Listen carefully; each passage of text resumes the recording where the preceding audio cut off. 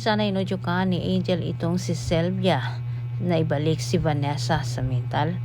Hindi sana mapunta si Vanessa sa libingan ng kanyang ama na kung saan doon din makikita ang ina ni Angel. Totoong Kiara. Samantala, kahit ipit na itong si Vanessa, kunting oras na lang ang kanyang natitira.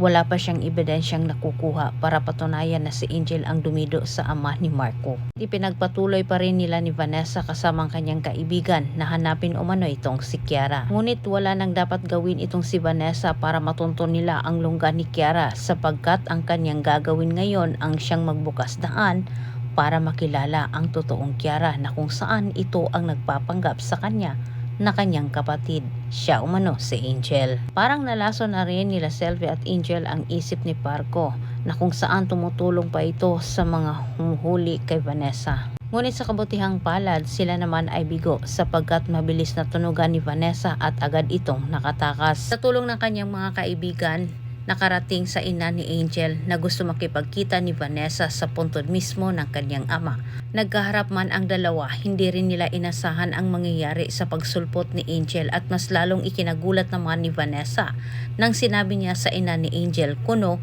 na ito si Angel ang kanyang kapatid. Ngunit pinabulaan na naman ito sa ina ni Angel na hindi umano ito si Angel, walang iba kundi ito si Kiara.